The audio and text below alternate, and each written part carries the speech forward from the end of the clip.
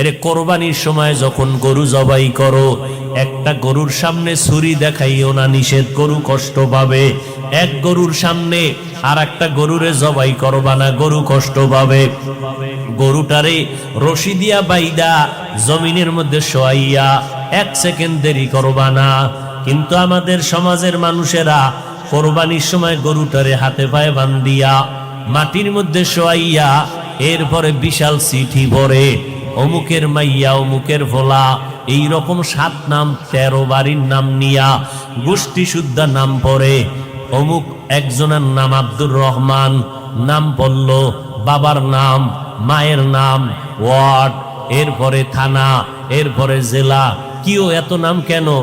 আমার এই নামে তো অমুক জেলায় আরো থাকতে পারে।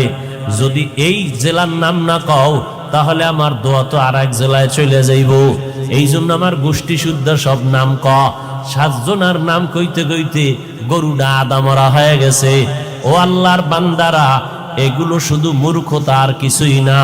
তুমি কোরবানি দিতেছো আমার আল্লাহর জন্য, কার নামে দাও কেউ জানার দরকার নাই, আমার আল্লাহ জানলেই তো যথেষ্ট। আল্লাহর জন্যই যদি দিয়া থাকো, ইমাম সাহেবের ডাইকে আবার গরুডারে কষ্ট দিয়ে কেন চিঠি পড়াও? এর একমাত্র কারণ এই মানুষটা বড় মূর্খ। জুমার দিন ইমাম সাহেবের নিয়ত করছে, হুজুর আব্বার লেগে একটু দোয়া করেন। পকেটে 1000 টাকার হাদিয়াটা রাখছে। ইমাম সাহেব দোয়া করতে গিয়ে আরো 6 জনের নাম কয়ে লাইছে মোনাজাত। মোনাজাতের ভিতরেই মেজাজ গরম, হাদিয়াটা দিয়া হবে না যে ইমাম সাহেব আমার বাবার জন্য দোয়া করতে গিয়া 1000 টাকা দিব হাদিয়া নিয়ত করছি, হেদিয়া আরো 6 জনের নাম কইল। এবার পকেটে খুঁজা টুইজা 200 টাকা দিছে, যে দোয়া ভাগ হয়ে গেছে। আগে হুজুরে আমার আব্বার নামটা একক কইলে পুরো দোয়াটা আমি একা পাইতাম, এবার 6 বাবার নাম কইছে তো দোয়া কি হয়ে গেছে, ভাগ হয়ে গেছে, হাদিয়াও কমে গেছে। এরকম কিছু জাহেল, কিছু ধর্মান্ধ মূর্খ আমাদের সমাজে আছে না নাই? আল্লাহ হেদায়েত দান করুন। हकीकत से तो दुनिया बेखबर है, दुनिया की नुमाइश पर नजर है।